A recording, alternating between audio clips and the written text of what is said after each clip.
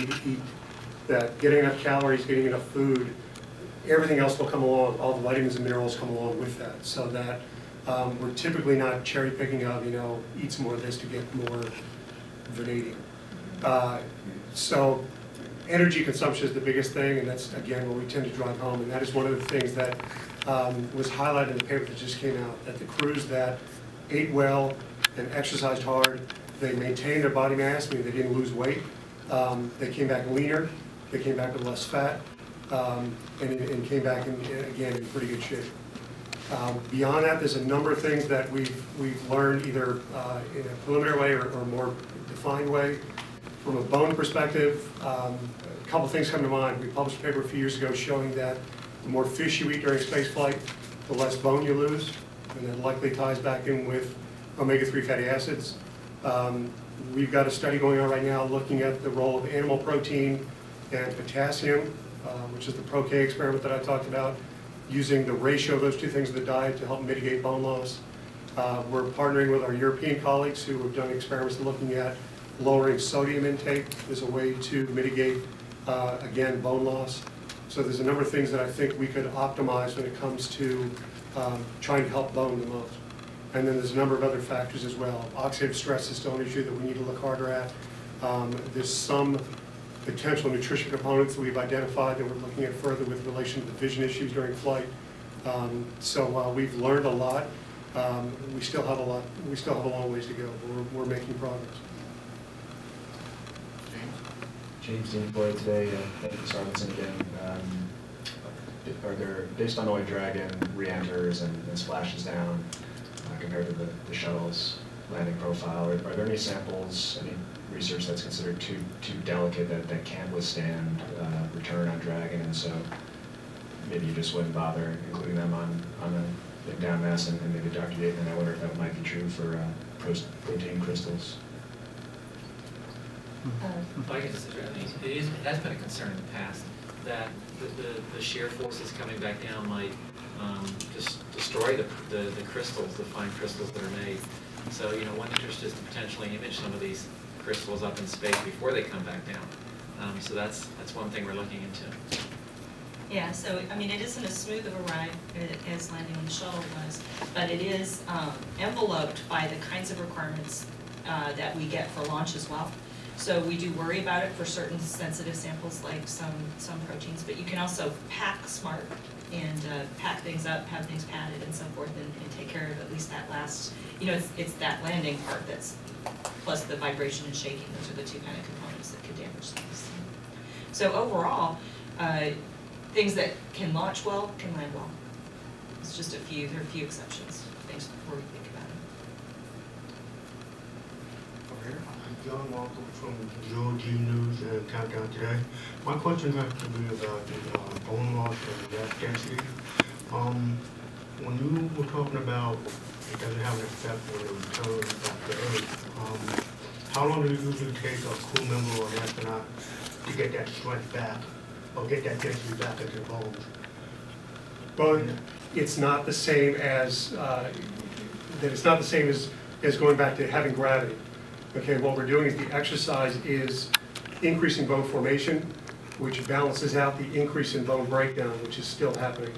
So we don't know enough about strength, and there's studies that are being implemented right now to look at bone strength to see if we're improving that. To go back to the other part of your question, it's been estimated it takes about 2 to 3 times the length of the mission to recover the bone. So from a 6-month flight, we're looking at 12 to 18 months to get back to full bone mineral density.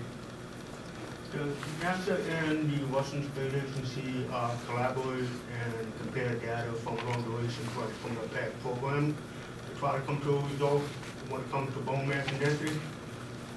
We have a long history of collaborating with the Russians, going back into the 90s with the Mir programs, and especially on the medical side, there is a lot of discussion back and forth between the programs.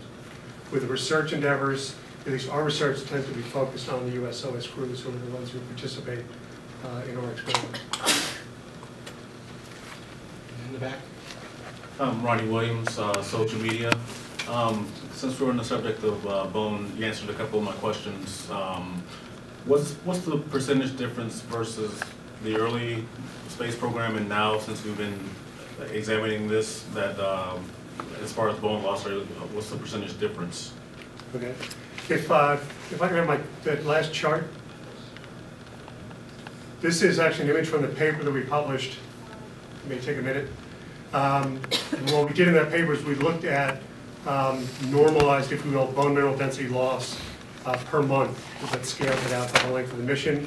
And what we have here is 4 bars. On the left is the mirror. The middle 2 bars are crew members exercising with the interim resistive exercise device, the IRED, as we called it. And the reason there were 2 splits there is because the IRED bar on the right, expeditions 14 through 18, are crew members that we collected blood and urine on during flight. So that's why we broke those out. And then you can see the advanced resistive exercise device on the right. So just looking at that, the average whole body bone mineral density loss was about 0.5% in those earlier programs, compared to essentially 0, if not a little bit positive, in crew members using the ARED. And we also looked at, again, in the publication, we looked at specific regions. We looked at spine, hip, you name it, and saw the same types of trends. But there's nothing more striking than that body picture. Thanks. I didn't plant that picture.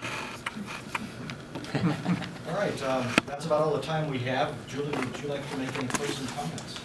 Sure.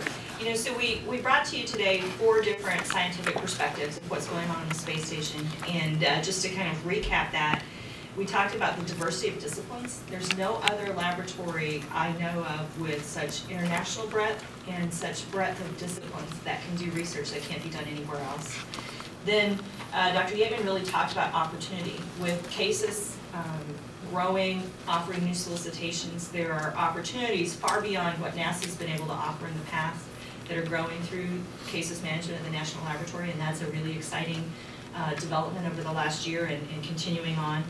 And then with Dr. Nielsen Price, you know, she's an example of new investigators who've never done work in space are getting access, finding opportunities to get the funding, and really ask basic questions, and that those experiments can happen pretty quickly.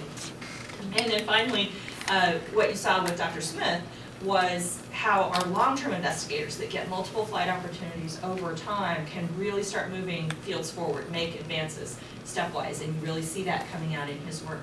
So I hope that that gives you overall a sense of ISS as a dynamic and fully established laboratory. It's nothing like it was a year ago when people were mostly still talking about assembly. It's really full bore, full speed ahead with lots of opportunities. Thanks. Thank you. And you can read a lot more about research aboard the International Space Station and the SpaceX CRS-1 mission that is launching to the space station by going to our website at www.nasa.gov/station. And our next televised event coming up here on NASA television is the SpaceX CRS-1 pre-launch news conference at 6 p.m. Eastern Time. And we'll see you then. Thank you very much for coming.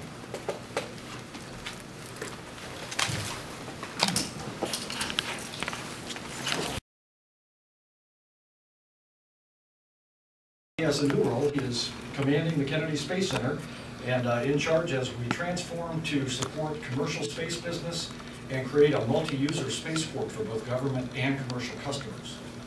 To Bob's left, Sam Shamimi, Director of International Space Station Program from NASA headquarters in Washington. Sam is going to talk about the importance of this mission to the space station. It's a very important mission, and we look forward to getting it underway. To Sam's left, Mike Suffredini, NASA's Program Manager for the International Space Station, and he'll give us a status of the space station and an overview of the SpaceX CRS-1 mission. To Mike's left, Gwen Shotwell. She oversees day-to-day operations for the SpaceX company, and she can't wait to tell us all about Falcon 9 and Dragon. And to her left is Mike McAleenan, Launch Weather Officer for the 45th Weather Squadron at Cape Canaveral Air Force Station. He'll give us an update on tomorrow's weather forecast. And we'll begin with opening comments, and then we'll take your questions. Bob? Thanks, Mike. Well, it's great to be here for the first commercial launch to the International Space Station. We've made great progress this last year transforming the Kennedy Space Center into a multi-user spaceport of the future, and it's key to have both commercial and government launches from the Cape. Our part with this mission is a little smaller than what we hope to have in the future, processing the payloads for it and late delivery of some of them, but it's a beginning. And if I look at where we were a year ago and the progress we've made now, it's just tremendous. From the end of the shuttle, we've moved forward. We are building the very first Orion multi-purpose crew vehicle right now for a test flight in 2014 over in the ONC high bay, a state-of-the-art processing facility over there, preparing for a launch on a Delta IV in 2014. We've transformed the Launch Control Center, one of the firing rooms, to support the future, not just a single rocket, but however we want to configure it. We've taken Pad B, the northernmost pad out at 39, and completely remodeled it, continuing to work on the process out there, finishing up with the propellant distribution systems, state-of-the-art launch complex for the future, handling more than just NASA's heavy lift rocket, but capable of any rocket with a common interface to the pad to a mobile launcher. We've made great progress lately in High Bay 3 in the vehicle assembly building, pulling the platforms out of it that are unique to the shuttle as we modify that to support NASA's heavy lift rocket that's going to allow us to explore once again beyond our home planet. And from a commercial point of view, the Commercial Crew Program here at KSC in partnership with the Johnson Space Center has moved forward. We have 3 companies now under Space Act agreements under CCI-CAP, the Commercial Crew Integrated Capability Contract, Boeing, Sierra Nevada, and SpaceX with the Falcon 9 Dragon Rider, and we are moving forward to help enable commercial operations for crew to the International Space Station. In transforming the facilities that we have here, we've got Boeing with their CST-100 spacecraft moving into OPF Bay 3. We recently moved out of OPF Bay 1 and will soon be moving out of OPF Bay 2, hoping to bring more partners in there for the future. So I think overall, tremendous progress towards really becoming what was once science fiction, but a true multi-user spaceport with horizontal, vertical launch landing capabilities, utilizing the SLF, as well as the facilities that we have available from shuttle, along with this outstanding workforce that's available down here to help make that transition. So it's a good time, Mike. Thank you, Bob. Sam. Thanks. Tomorrow's SpaceX launch begins a new era for spaceflight and the International Space Station. Just over a year after the shuttle retirement, we're poised to start commercial cargo supply and return services to the space station. These flights are critical to the space station sustainment and to begin the full utilization and space station for research and technology development. Spaceflight is really hard, and I wanted to thank all the SpaceX teams and NASA teams that make this launch tomorrow possible. Thanks. Mike. Okay, well, good afternoon, everyone. It's good to be back. We're poised, as Sam said, for the launch of the SpaceX 1 flight. This is the first flight under the commercial contract for services, as was mentioned. And as you can imagine, we're excited to have the vehicle coming up to visit ISS and bring not only the cargo that it brings, but also bring back the capability to return a significant amount of cargo and research samples back home. And so on this flight, this first flight, we carried about 1,000 pounds, up because of the other cargo flying up with us. This one will be unique in that the amount of cargo we bring home is more than the amount of cargo we bring up, so we actually bring back almost 2,000 pounds of cargo, much of that related to research, although we will use it to bring home some failed ORUs that we'd like to get repaired. And it's good to be able to have that capability back as well, because not only do you save some money, generally speaking, when you're able to repair ORUs and return them to orbit, but also you get to do the failure analysis that sometimes the failures will elude you if you're not able to get the hardware out back home to check it out. So we're utilizing this capability in full. I'll also say it's nice to have a U.S. indigenous capability, and one of the main reasons is the flexibility to get hardware to ISS. We had a small pump on the urine processor fail not too long ago. We installed our last spare on orbit into the urine processor assembly. And because of our desire, we had one planned to fly up on ATV-4, which doesn't fly till next spring.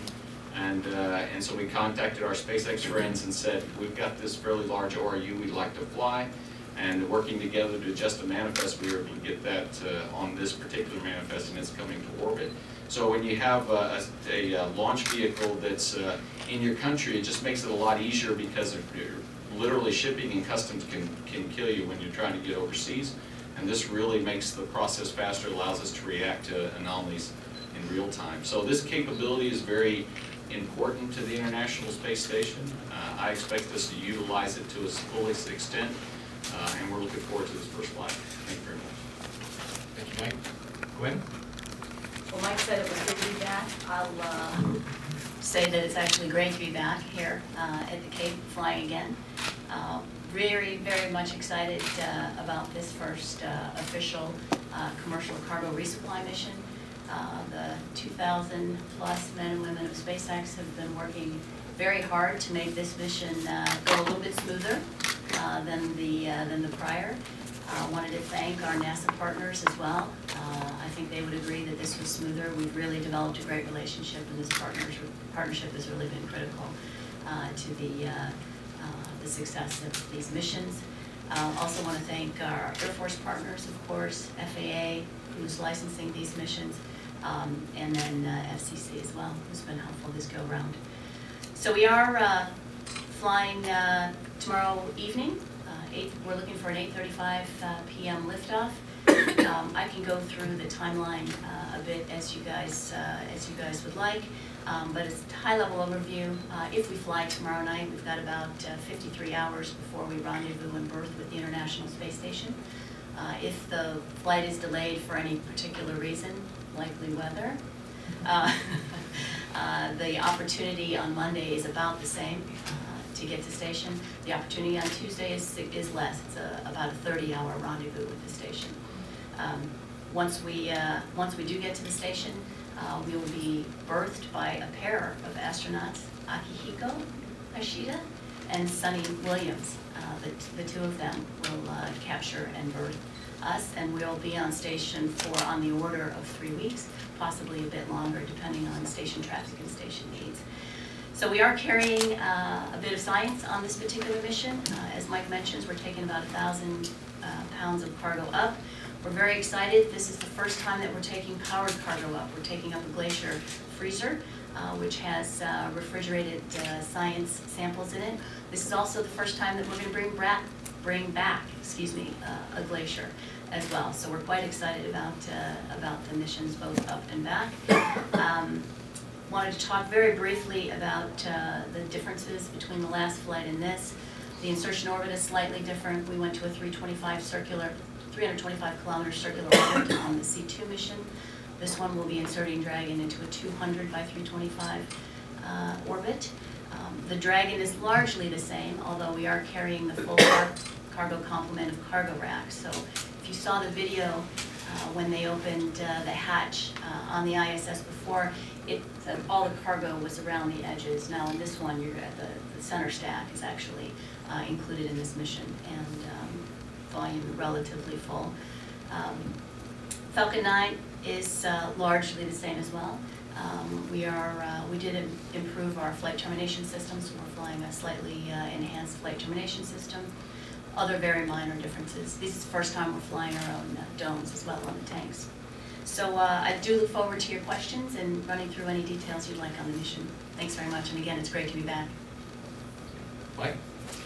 All right, well, let me start out by saying that the weather outside would be best characterized as unfavorable for launch, and that's been the case for the last several days here in Central Florida. We're hoping that this boundary continues to move south, and we're looking for opportunity. You can go to the satellite picture.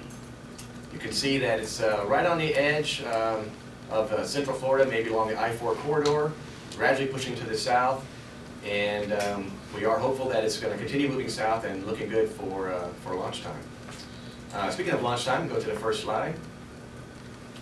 Looking for, again, that boundary to just be moving through the area. We'll probably be dealing with some violations through the count, but by late in the evening for the window, looking for the clouds to be breaking up a little bit, 4,000 foot scattered conditions and a 10,000 foot deck out there. Winds will be light out of the northeast, and a 40% chance of violation, mostly a thick cloud violation or flight through precipitation. Basically what that means is there's a 6% chance of that mess on the satellite picture being to our south for launch time. If we were to move to a 24-hour delay for Columbus Day, conditions do improve, and we're looking for much less in the way of cloud cover and chance of precipitation. And still, it's a light easterly winds, but only a 20% chance of violation. Has a much better chance for that system to either continue moving to the south and better chance of being southwest, or just come and die and wash out as fronts do here in Florida. For a 40-hour delay onto Tuesday, again, a decent chance, only a 20% chance of violation, and with the second day or third day of easterly flow, we're looking for maybe a cumulus cloud violation, a little shower or two form up over the water, work its way in. It's a little early for that in the evening, generally it's a morning phenomena, so only a 20% chance of violation.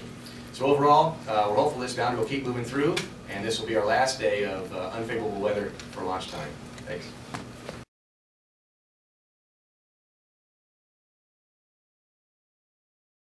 Okay, Mike, thank you.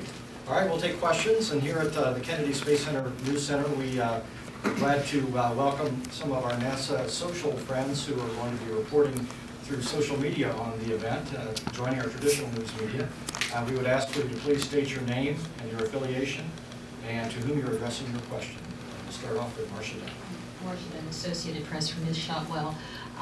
Could you put on more to go up, because you're bringing so much back, and I'm not sure if it's just big volume, lightweight stuff going up, that you're at 1,000 pounds. Why couldn't you put 2,000 pounds on board, more food or whatever?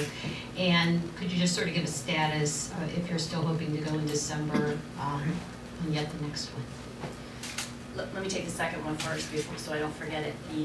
The second SpaceX CRS mission is scheduled for January. We're shooting for a 2-week time frame starting around January 18th, 2-week window. As far as cargo up, I do understand that the cargo up we're taking is voluminous, not quite as dense as some of the cargo that we will be taking on successive missions. We are required, by the way, under this contract to fly 20 metric tons up to the International Space Station. And with the way it looks over the 12 flights, we'll be taking up and back about 60 metric tons.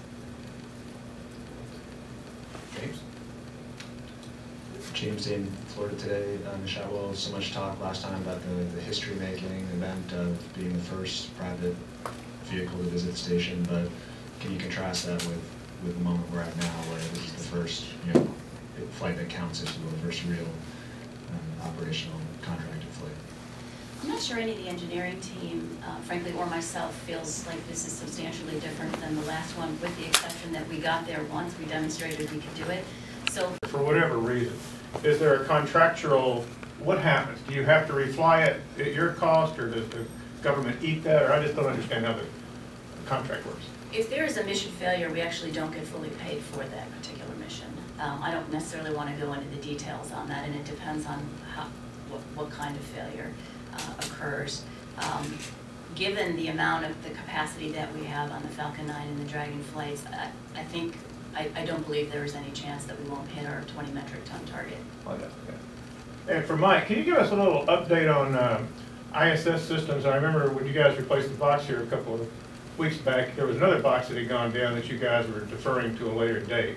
Where does that stand? And I've seen some mention of some coolant issues on P6, and I was wondering where does that stand, and what are you going to do to resolve those things? Sure. The system you're referring to before was the Power Channel 3A, and shortly after the SpaceX vehicle arrives, we're going to go ahead and do the troubleshooting. So we don't know what the cause of what was apparently a very large short in the system that it reacted to. It's a number of components, a distribution component we call a DCSU.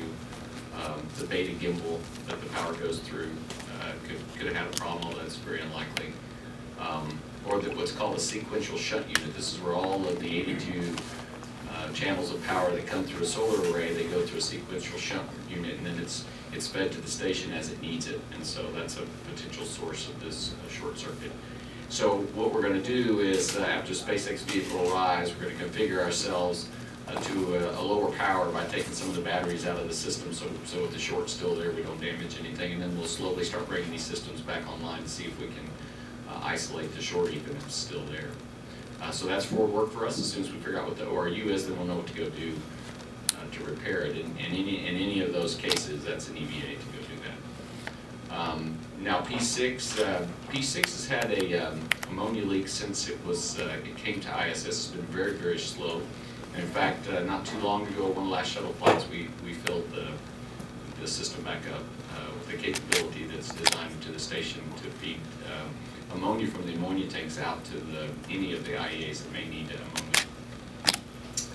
But in the mid-June time frame, the leak rate started to change. And remember, you get thermal swings with these systems, and it's obviously a very slow leak, but over the last 2 or 3 months, the leak trend has started to increase.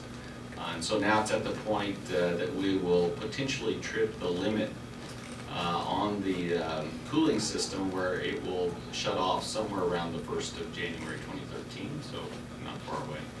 So now that's also one of the things we have to go look at. So we'll have to sort through those potential sources of the leak, or either the radiator itself, the coolant pump, or the lines within the system. We're actually very fortunate that this is on the P6 side, which has the early ammonia system, and there are options to go use some of those components to recover that system. But all of those, it's just a matter of trying to isolate the cause and fix it. So part of what we're talking about now is when we might do an EVA and what we would go after. So we'll have to do some work on the 3A power system, and then decide what we would want to go do. So these two issues, depending on how it plays out, that's 2 EVAs, I'm guessing, and is that before the end of the year for both of them? Well, we haven't made any decisions yet, so we're talking amongst ourselves, as we like to do, and we tend to spend a lot of time on it. But we won't have a crew to do an EVA until the crew arrives in late December. And so we need to consider whether we need to do an EVA sooner rather than later. If we decide we need to do it sooner, they will have to do it with Sunny and Naki. And with their departure date currently scheduled for the 12th of November, we're going to have to get on with it. So we are talking about that. If we think we can get along, or if the data tells us we can go much beyond January, then that would give us an option to just wait. We'll talk about that thoroughly here in the near future, and I think you'll see us kind of, trying to get an EVA done before the Sunny Naki leave. Thanks. Okay, we'll take 2 more questions here, one here and one on the other side of the room before we go to the phone bridge, and then we'll come back for more questions. Go ahead. Hi, I'm David Bankston with Dave Travel's web series, the social media team. This is for Gwen. What did you learn? What was the most important thing you learned from the last mission? This isn't really a learning, but it was a critical element that spaceflight continues to be very, very difficult. And even though we did make it successfully, there was a lot of hard work that went into that particular mission, especially if you were watching the proximity operations and actually getting to the capture box. So this is not easy. It continues to not be easy. Hopefully we get better and better at it as we go. But it's a good reminder that this is really hard. Art Harmon, SaveManSpace.com. Will you be, this Dragon will be on the space station for what, 50 days or something, and then returning? It's about 3 weeks. 3 weeks, okay. Will you be parking one at the space station for like 6 months to validate its use for manned missions?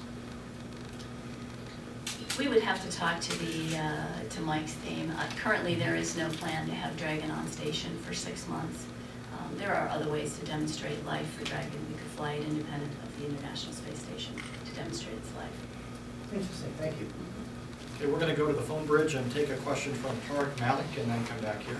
Tariq, are you there? Yes, thank you. It's Tariq Malik from space.com.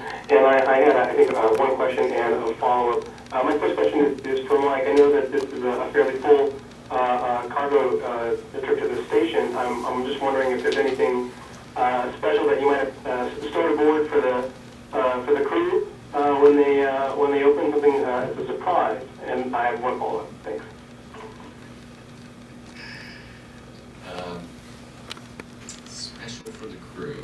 Well, we are flying things up for the entire team, and we talked about flying ice cream, although I don't know if we ever got that one for you. I don't know, we should get ice cream on board. So I don't know the answer to that. When I just got back from a conference, and I haven't been able to check up to see, but we did talk about flying ice cream up because we had the freezers installed, but I don't know we ended up doing that. But you know, every flight we bring up a number of components. We bring up research, and we try to generally bring up what we call bonus food for the crew, and this is one of those flights that will have that. And so that in and of itself usually are things that the crew prefers to have. So that will fly up, and I'll have to check on whether we got the ice cream on or not. Thank you. And just as a follow-up for Glenn, I'm curious about the Falcon 9 for this mission, if there is an opportunity that you've taken for a secondary payload, either with a private partner or someone else, just to take advantage of any additional upmatch you might have for this flight. Thanks. We are flying a secondary on this mission. We're flying a prototype satellite for the Orbcom OG2 upgrade to their constellation. It's a 165 kilo satellite. This prototype needs to operate on orbit before we go ahead and launch 8 to 12 of them on a dedicated Falcon 9 mission. That's the only secondary. We're back here at Kennedy. Hi, this is Emily Carney with this Space Available blog with social media. My question is for Ms. Shotwell. Why for SpaceX is there an instantaneous launch window? It's not exactly an instantaneous launch window, but it's pretty darn close. If we were to have to recycle, basically you have to launch into an orbit plane where you're going to have a conjunction with the ISS. You want to rendezvous with the ISS, and those windows tend to not be long. However, if we were to recycle, we could not recycle in time to get another mission off in that period of time. So that's why it's fundamentally, it ends up being an instantaneous launch window. Yeah, and I'll add to that. Every time you try to rendezvous with station, there's a precise point where if you launch, it's the most efficient because you're launching right into the plane with the vehicle. So in the shuttle, we had additional performance, and so we got a whole 10 minutes worth of a window. But many of the vehicles, including the Soyuzes that launch the Progress and the crewed vehicles, have very, very small windows in order to conserve the performance and be able to send more to the station. So that's true in all vehicles, including this one. On our static fire, we did hit T0 on the money, so looks good. I'm Jim Howard, social media from Texas. I have just two quick questions. Are there any possible weather constraints associated with rolling your vehicle out and erecting it that could delay the launch? And the second one is, as a Texan, I have to ask, can you comment on the possible SpaceX facility in Deep South Texas, possibly around Brownsville? Okay, so we could have the vehicle out on the pad during the rain, but we don't have to do that. So we're going to roll out, we're attempting to roll out, or we're going to at 6 p.m. this evening, depending on weather. We can roll out any time till, well, we have to be vertical by about 1 p.m. tomorrow. We've got late load cargo, hopefully the ice cream that Mike was referring to, that will load, that operation starts at 6 a.m. tomorrow. So we want to be horizontal and out of the hangar by 6 a.m. tomorrow, but we do have some flexibility. And as far as the launch site goes, we continue to look at a number of launch sites. We happen to be further ahead in South Texas than in any other location. So we're looking at a commercial site there in Brownsville area. We are looking at capability here, just north of the Cape. Puerto Rico has some very nice land as well. Georgia, potentially. I personally love to fly from the south point of Hawaii, but I'm not sure. I'm not sure we'll go there. There's a number in play at this point. We're just further along with Texas. Hi, Stacy Severin, NASA Social Media. This question is for Ms. Shotwell. Two-part question. Is there anything in particular you learned from COTS 2 that will change how you approach this flight? And were there any test maneuvers performed during COTS 2 that will be skipped during this flight's rendezvous and berthing process? I'm going to answer your second one first, and I meant to mention that in my opening remarks. So if you recall, the last flight was both the C2 and the C3 planned COTS missions. So the C2 was a fly under the station, test the comms, test the relative GPS and the absolute GPS systems. We will not be doing those tests because we demonstrated we could do it. So this time we fly our hardware and our systems, we learned something. We learned we like to be able to crop our imaging. We learned that on the last flight, and that was one of the reasons why we were successful in actually maintaining our position in the berthing box. So I think we made that flexibility a little bit easier on that. There are other few minor changes, but in general, these vehicles are largely the same from the last one. Marcia? Marcia Venn, Associated Press, listening from Mike Seferdini. What's the latest on the debris up there? I think there's a conjunction alert. What's the latest that you're hearing on that? And if the station has to move, is that going to upset the SpaceX launch? And secondly, when do you think you might be making an announcement or a decision regarding the new one-year crew? Let's see. Yes, there is a conjunction that has the time of closest approach for Monday at 12:02 GMT. I think it's going to go green. The last word I got before I came in here is it's looking promising that it's going to clear. So if we do have to do a maneuver, then we do need to talk to our SpaceX friends because the station will be where they're expecting it to be. And so they would have to adjust themselves accordingly. So that would be a conversation we'd have together. So we've started the discussions. You know, there's a number of burns you can do, different sizes, and so we would work that with them and decide what's best for both. But I think it'll turn green and we won't require a maneuver.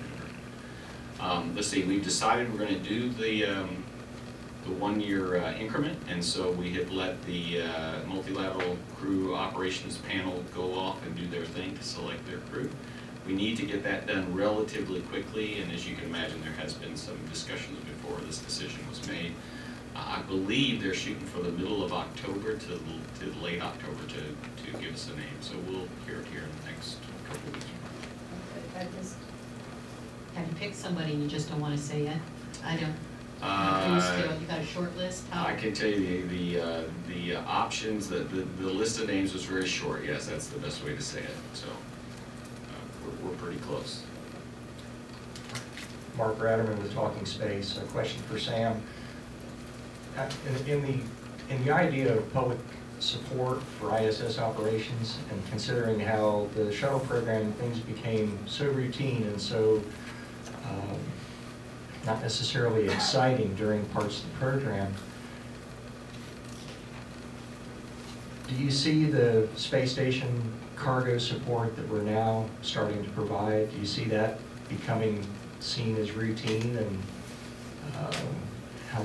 how will public opinion affect the future?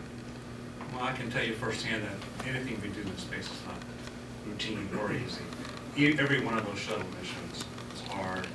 Many things went wrong. Some big things, some small things. Just recently on board the station, we had some surprises, some anomalies on our partner vehicles that caught us by surprise, and we had to work through them. Over the many years that SpaceX will be with us, I hope, there'll probably be anomalies that show up that we didn't expect, and we'll have to work through those. So I don't believe any of this will ever really become routine. Bill.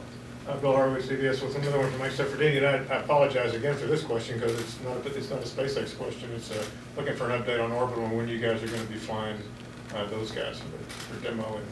If you look at the manifest, we still have them in December, but they have rolled out their first stage out to the pad, as you probably know. They have what they refer to as the 5,000 and 7,000 test, which basically is you're loaded up first and then offloaded, see how everything goes, and then they'll load it up and do a hot fire. That will probably occur before the end of this month. Then they have a test flight that's, I don't know, it's probably, I'm guessing now, but probably into December, which doesn't go to ISS. So I'm not expecting the demo flight until, and we haven't decided with Orbital when we fly, but I'd be surprised before late February, early March. Okay, we're going to take one more here before we go back to the phone bridge. My name is John Lockwood Jr. and I'm with GOG News and the Countdown Today. My question is for Mr. Cabana or anybody who's on the panel. As SpaceX continues to have its success and its improvements and everything just seems to go the way it's supposed to, when do you think you may become human ready to fly American astronauts into orbit to the space station? And the last question would be, what kind of ice cream will be flying up? As far as human rating the vehicle goes, the commercial crew program is working in defining what those requirements are, and there's a document that lists what human rating is. And we're working very closely with all three of the SpaceX participants in helping them reach a set of requirements that will allow us to rate the vehicle. Our goal is to have a U.S. capability to fly our crews to the space station no later than 2017. Some of them feel they can get there sooner than that. So we'll have to see how it all works out. But we're working very closely with them. We're defining what the requirements are. And when they prove they meet those requirements, then we'll be able to certify and move forward. Okay, let's go to the phone bridge. I believe we have Hans Letz from the City News Service in Los Angeles. Yeah, kind of a parochial question, thanks. How much of the Dragon and the rocket itself was built here in Southern California? The vast majority of the vehicle, whether by price or by mass. SpaceX is not an integrator of other people's hardware. Generally, we build the vast majority of that vehicle at SpaceX and at our headquarters in Hawthorne, California. So we build our tanks. We're now building our domes. We build our engines. We build many of the avionics are ours. We build the Dragon capsule, the Draco engines, the Merlin engines. So almost everything. Probably be easier to tell you what I don't build there. Anything else, Hans? No, thank you very much. Thank you. Charles Parker, Brevard Times. Could you be a little more specific about the debris question? And obviously you got two scenarios. Dragon is on its way tomorrow night, and you may have to move while it's en route, or launch on Monday after you've moved, potentially. Which is the better of the two scenarios? And would launch time change Monday night if you had to move Monday during the day? No, I would suspect that we'll just adjust our orbit, and it may take SpaceX a little longer to get there. We also can adjust orbit one way and adjust back. I mean, there's a number of things we do. We're not going to, I couldn't imagine a scenario where we ask them not to launch. So this is not going to be a major move of the station. It'll move a bit, so they'll have to phase a little bit to catch us if we don't come back. I don't like to do retrograde burns, though, so probably has to catch us, but that's what we'll work together. But Monday night launch would stay the same time if it was Monday night? No, we're going to launch Sunday. Thank you. My intention, I don't know what their plan is. Sunday. That'll be the good Lord willing, and then they'll just adjust while they're flying if we have to do the maneuver. But we can do very, very small maneuvers by ISS. In general, that's enough to clear conjunction. So I don't see this being a big problem. Thank you. Mark Ratterman with Talking Space. Question for Bob Cabana. How are things working out budget-wise for the changes that are in work here at Kennedy, the changes in the infrastructure? How's the support going for that versus what you expected when this started? Well, the budget's working out very well for what we got. We're moving forward, and we have to see, of course, we're in a continuing resolution right now, so we're spending what we were spending before the end of the fiscal year. I hope that as we move forward, we'll get a budget that is close to what was promised, and we'll continue on. But as far as the work that's getting done, and we're getting it all done with what we've been given so far, and I'm confident we'll continue with that. That's not to say there aren't budget challenges. These are very tough fiscal times, and we have to ensure that the money that we are given, we use very wisely, that we deliver on what we said we're going to do on time, within budget, with a quality product, and so far we've been able to do that. But just running the center from a point of view of things that have to happen, you know, to maintain facilities and pay salaries and stuff, we're essentially flat, which means our budget's decreasing because you know, there's still inflation, salaries still go up, there's escalation in contracts, so it means that we can't do everything that we've done in the past, and we're tightening our belts to make sure that we can still do what needs to get done. Stuart Muddy, interspace.net, and my question is for Mike. Will NASA be returning on this mission or any future ones components or experiments from the Russian segment of the station? In fact, on this flight, we're bringing home what they refer to as an Este. It's a power converter so that the U.S. can provide power to the Russian segment. It recently failed on orbit, and so we're going to bring that home. And so we have an arrangement with all of the partners that if they would like to return something that there's a value that we have for it, and we barter appropriately. But yes, I expect to be bringing all of the partners' stuff home as their need arises and we can afford to carry it.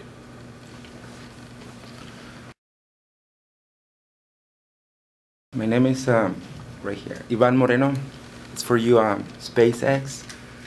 If everything goes all right and you have success in all your contracts with NASA, do you think you have a plans on the future that you can do your own launches, your own research, completely, you know, being independent out of NASA, like doing on your own, maybe next 20, 30 years?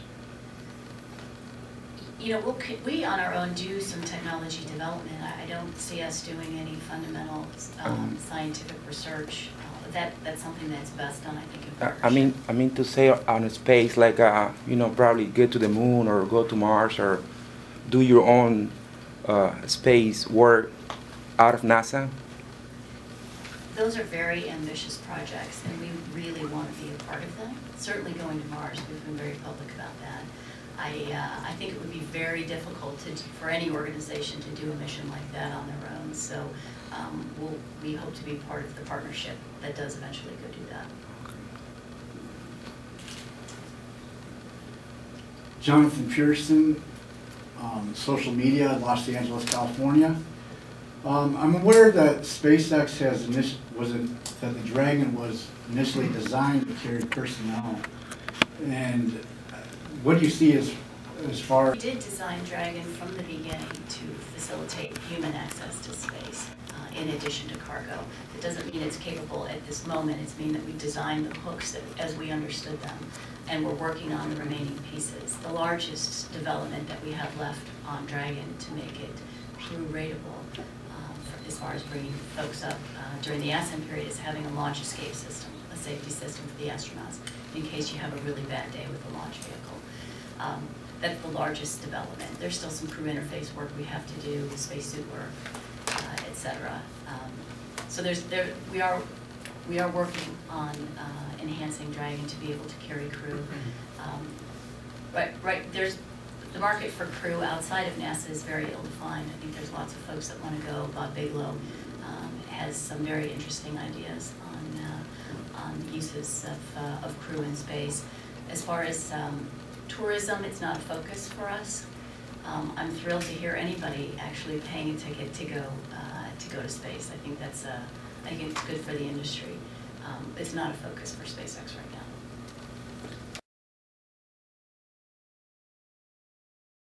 How did they pick up SpaceX as a contractor for this project? How did they have? Yeah, I mean, did you have another companies? Oh yeah. Making it was like even before I was you know, I take credit for a lot of stuff. I wasn't here when the concept of COTS, you know, when that concept was developed, that we would go to industry, allow them to make offers to produce a rocket that could carry cargo to orbit. That was done before my time. The budgeting for it actually came after I got here because the president said we need to do this. But competitively, space, there were, I want to say 6 or 7 companies, and the ones that were selected finally for COTS were SpaceX and Orbital Sciences. And Orbital was sort of a late entry because I think the original 2 were SpaceX and a company that used to be called out of Washington. No, they're no longer in existence actually. I forgot, but they could not meet the financial obligation for keeping their COTS contract. The So COTS we contract say that called- SpaceX was the lower prices for the project? Lowest price? That's what it, No, not necessarily. Okay. Anytime you look at any competitive process, anytime we look at several things. Price is one of them. In the case of Space Act agreements, for example, like for the commercial crew, since it wasn't a contract proposal, then there was no one that came in and said, we bid this amount.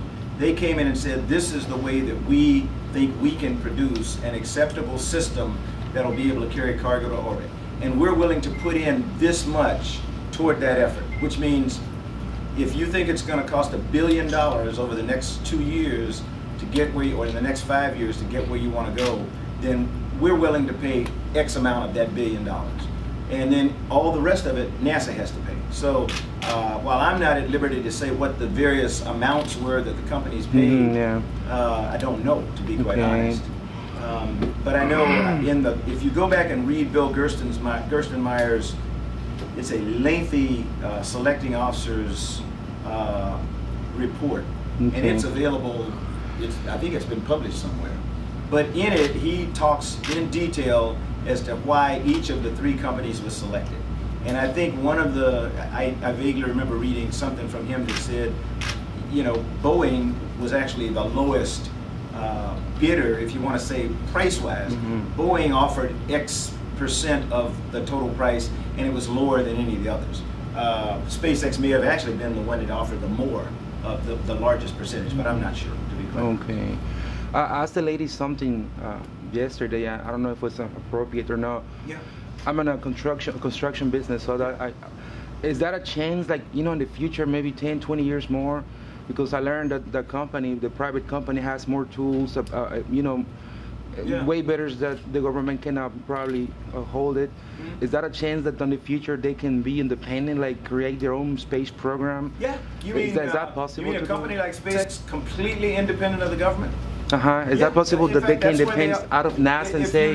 If you look right now at where SpaceX is, I can't tell you where Orbital Sciences is because I don't, they don't talk about it. But SpaceX, I think the other day Elon mentioned the fact that he's got 12 contractual obligations to NASA over the next 5 years, but something like 20 or 30 additional contracts that have nothing to do with NASA or the government. So that's private enterprise, and that's actually pretty good, I guess. Him carrying cargo somewhere for other people. Probably Bob Bigelow, as an entrepreneur who's trying to put some modules on orbit.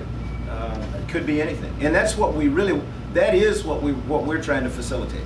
That's good. You hear me use the term facilitate the success of a viable commercial industry. That means I want them to be completely independent of NASA. We don't have enough money to support a commercial space industry. Besides, if we're the only customer, or DoD and NASA are the only customers, that's not truly commercial. Yeah. That's monopoly, something like.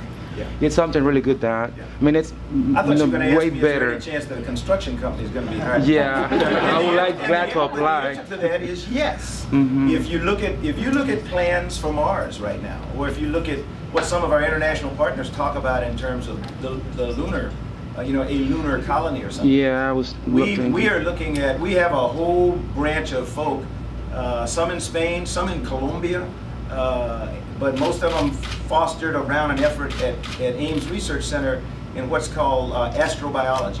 And astrobiology is the study of microbes and stuff that grow elsewhere in the universe. And at Ames, they've actually developed some microbes using soil samples from some of the lunar soil samples to develop concrete. We use as the standard, I want to say it's Portland cement. And so far, they've actually produced from microbes, from bugs, concrete that is as hard, as stable as something that's been produced by a cement company.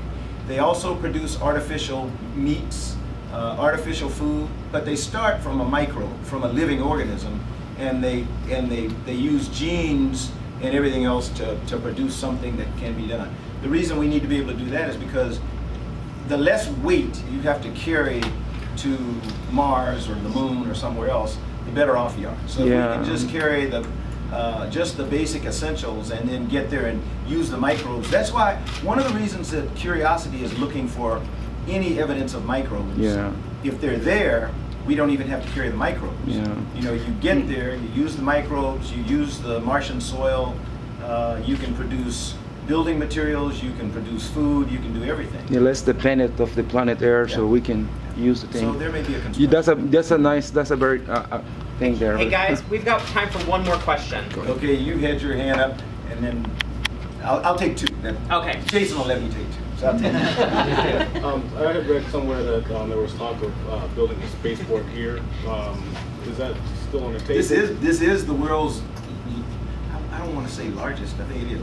This is what people consider to be a spaceport. I know what you're talking about. There is talk about building a commercial spaceport on the property here. Right. The state of Florida, Lieutenant Governor Carroll, I got a letter, Secretary LaHood from the Department of Transportation got a letter from her asking if we would consider the excess of property here on the Kennedy Space Center that we no longer need.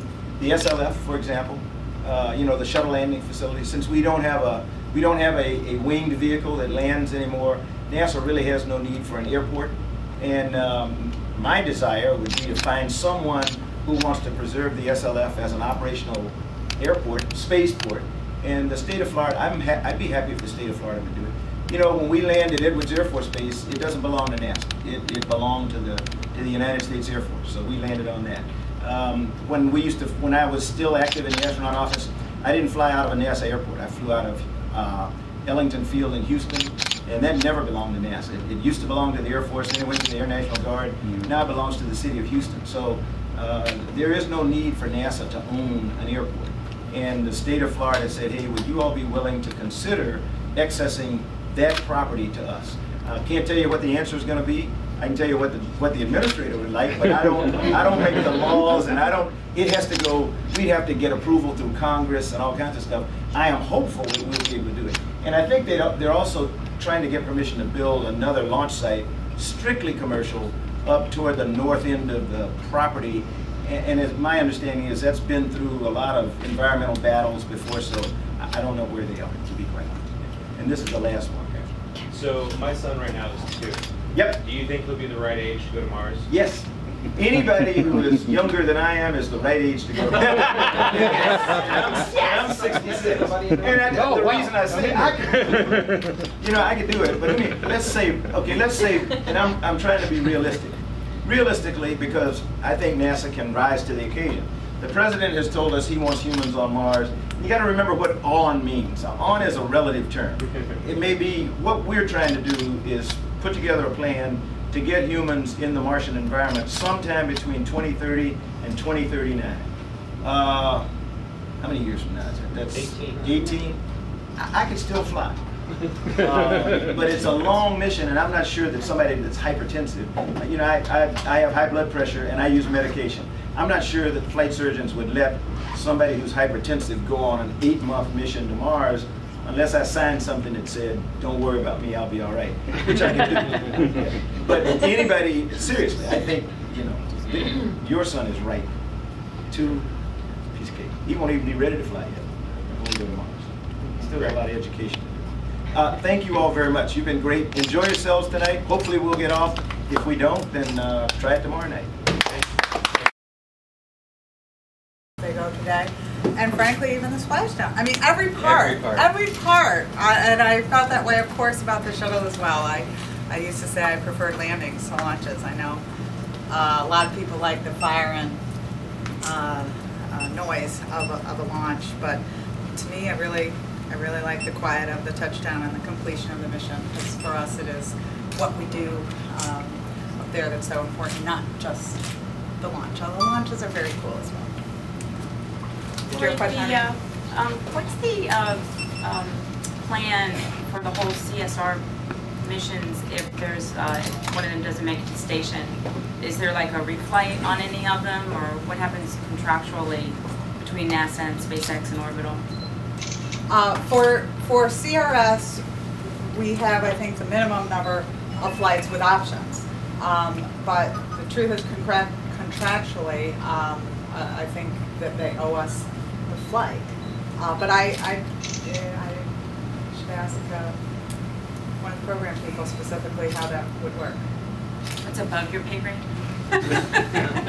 No, I think they all make more than me. No, I meant below your pay grade.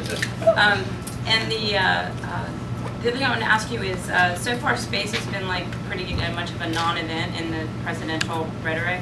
Do you think that's a good thing or a bad thing? I'm not sure I agree.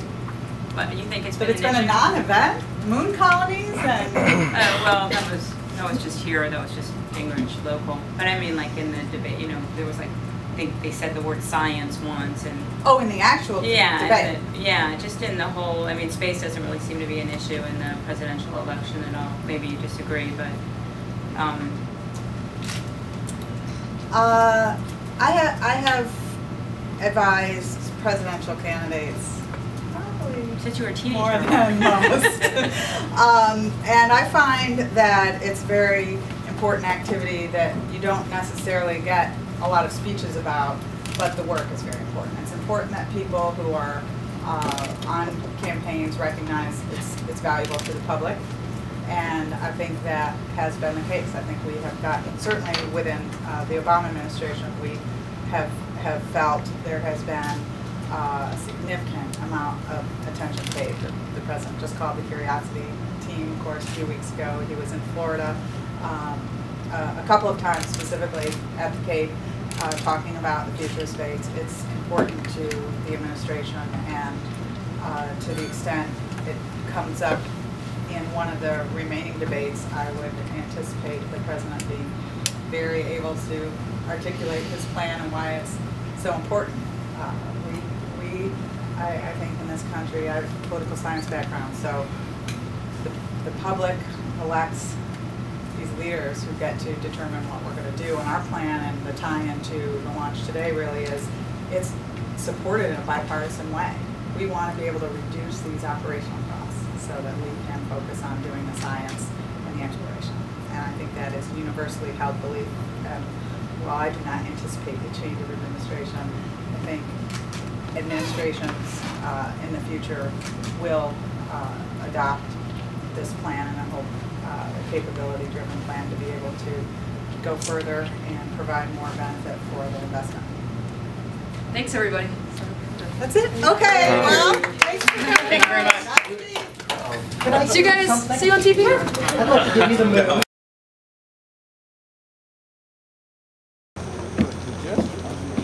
You're better than I am.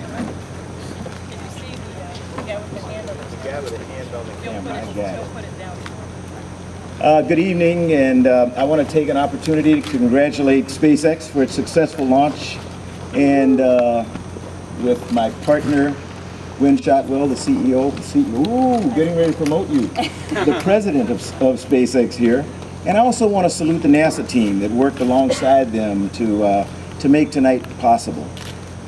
I've been emphasizing to all of you, this was a critical event for NASA and the nation tonight. It was what I call a historical event in the annals of spaceflight. Just over a year after the retirement of the space shuttle, we have returned space station cargo resupply missions to U.S. soil and are bringing jobs associated with this right back here to America. Let me repeat. We're once again launching spacecraft from American soil with the supplies our astronauts need in space. The SpaceX launch tonight marks the official start of commercial resupply missions by American companies operating out of U.S. spaceports like the one right here in Florida. Recently, another private company, Orbital Sciences, began pre-launch operations at the nation's newest spaceport, the Mid-Atlantic Spaceport in Wallops Island, Virginia, rolling out its Antares rocket in preparation for cargo resupply demonstration flights. We're also making extraordinary progress to ensure American companies are launching our astronauts from U.S. soil in sourcing this work and ending our dependence on foreign governments to get into space. We're handing off to the private sector our transportation to the International Space Station so that NASA can focus on what we do best, exploring even deeper into our solar system with missions to an asteroid and Mars on the horizon. Under President Obama's leadership, NASA and the nation are embarking on an ambitious program of space exploration that will build on new technologies as well as proven capabilities as we expand our reach into the solar system. While reaching for new heights in space, we're creating new jobs right here on Earth. We're making steady progress in building the next generation deep space crew capsule and heavy lift rocket that will support human exploration missions to new destinations. We're enhancing use of the International Space Station to improve life on Earth and help make the next great leaps in scientific discovery and exploration. We're enhancing use of the International Space Station to improve life on Earth and help make the next great leaps in scientific discovery and exploration. As I've noted, we're partnering with American companies to create new transportation capabilities to reach low Earth orbit, stimulate the economy, and decrease our reliance on foreign launch providers. Our space technology program is developing technologies we need for tomorrow's missions. We're building and operating a balanced portfolio of groundbreaking science missions that will reach farther into the solar system, reveal unknown aspects of our universe, and provide critical data about our home planet. The Curiosity rover is making discoveries on the surface of Mars on an almost daily basis and is preparing the way for future human missions to the Red Planet. We're making steady progress on the James Webb Space Telescope, leading to its planned launch in 2018, when it again will revolutionize our understanding of our universe. And we're operating spacecraft that are speeding to Jupiter and Pluto and other destinations throughout the solar system. All the while, we're inspiring the next generation of scientists, technologists, engineers, and astronauts to keep the United States the world leader in space technology. But tonight, I really do want to take this opportunity to congratulate our teammates at SpaceX. Gwen, great job. You can kind of frame out a little bit and talk about the international context. How does this launch like this allow NASA to refocus itself on having a leadership role in a kind of hyper-competitive space atmosphere with China and India catching up to the U.S.? I think all of you have always heard me say I have a hard time understanding what people say when they talk about regaining a leadership role or whatever. We never lost it. What this does is it strengthens our position of leadership because, as I said, what we have done with the President's leadership, to be quite honest, is we have put our faith in American industry. You know, this was not something tonight that NASA prepared, built, bought, did anything. SpaceX, as a private company and our partner, produced what you saw tonight. That's American industry at its best. And if you look at I call them kids, and they're not kids. If you look at the employees at SpaceX, they're energetic in what they do, they believe in what they do, and our international partners are watching us and watching this because they too have to find innovative ways to do better the things that we've been doing in the past. And they're all very interested in seeing how SpaceX performs. So I think we produce some believers tonight across the Atlantic and Pacific. Thank you. Administrator Bolton, I'm Tarek Malik with Space.com. Charlie, I just wanted to ask, with the successful operational flight for Dragon, or launch, pardon me, for Dragon now, and it's heading to the station, what you see that as being either a harbinger or a kind of the gate opener for commercial crew access, not just for NASA astronauts, but maybe other Americans who want to fly in space. What you see this in terms of a watershed moment for the U.S. space. In the space business, we don't get a lot of X's, or N's is the term, okay? Which means experiences. Every time we fly successfully is another N on the checklist. Gwen needs N's, I need N's. This was an incredible N on the way to commercial crew capability for a number of reasons, because as all of you know, SpaceX is one of the 3 companies that we selected to partner with us in the development of a commercial crew capability. Every time they have a successful mission, then that gives the non-believers one more opportunity to get on board and root for us and help us make this thing happen that we know can happen. This was a big night. And we'll take maybe one more question, because I've got to get Gwen. She has to go to a real press conference, and I get to skip out. Well, hey, it's Bill Harwood, CBS News, and actually, hey, Charlie. I got one quick one for Gwen, and like you say, I know there's a news conference coming up, but everybody's got a deadline. As you can see, all the social media around here, that's the way it works these days. Obviously, you hit apogee of perigee right where you wanted, but it seemed like first stage burned a little long, or maybe that's just my misinterpreting the audio. I was just wondering if, as far as you know, all the numbers were where they were supposed to be for first stage burn. Thanks. I know Dragon was inserted exactly where it needed to go. Right after that, basically, I jumped in a car and came here. I'm going to try to pull up some data before I get into the 10 o'clock. Thank you all very much.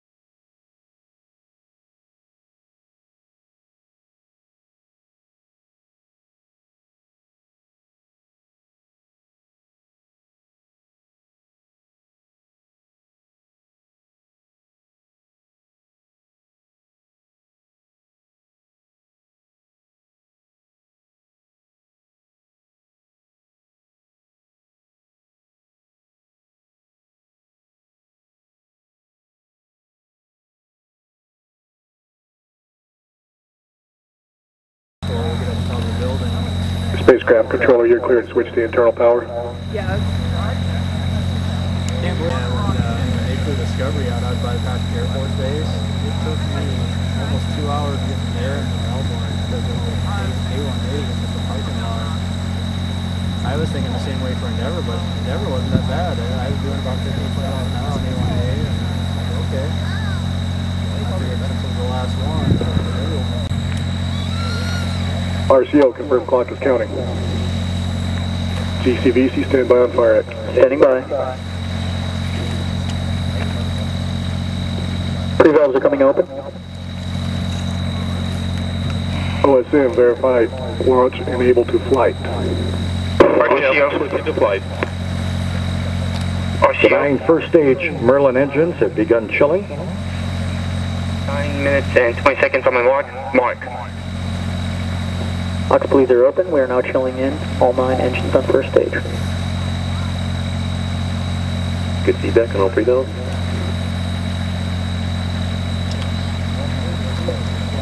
At T-minus 8 minutes, Dragon will move to internal power. T-minus 9 minutes.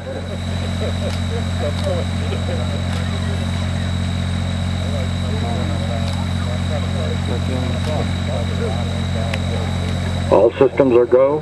Weather is green. Heading for an on-time liftoff of Falcon 9 at 8:35 and 7 seconds.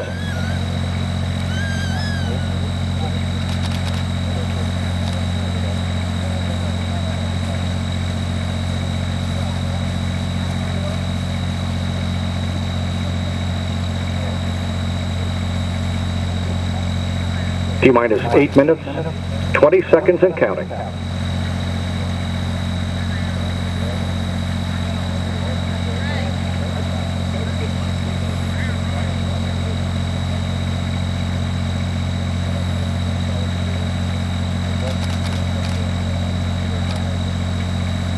T-minus 8 minutes.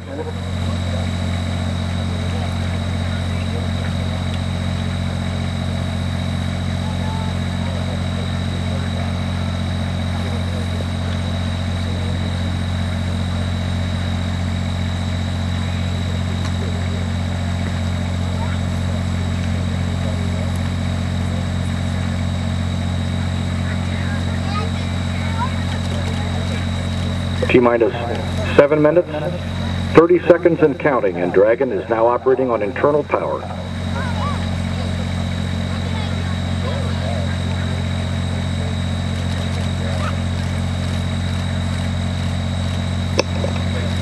Hello, welcome out here to the causeway to watch the launch of the Falcon 9. Please be advised that hazards are inherent in launching and launch viewing.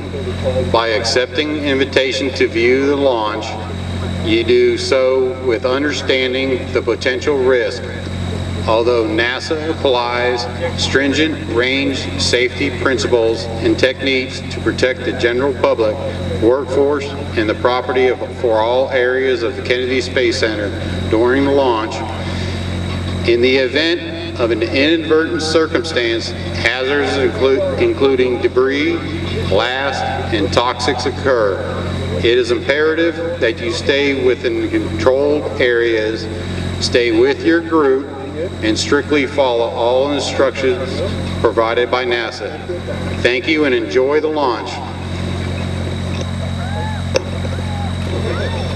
Vehicles in self-alignment. The flight computer aboard is in self-alignment.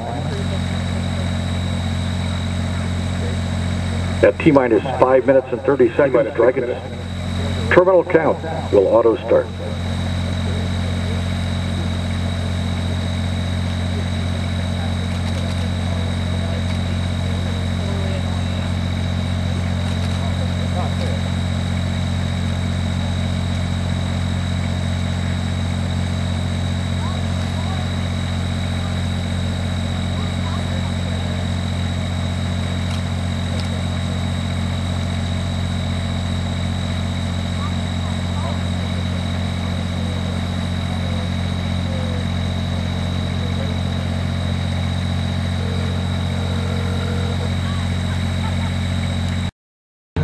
5, 4, 3.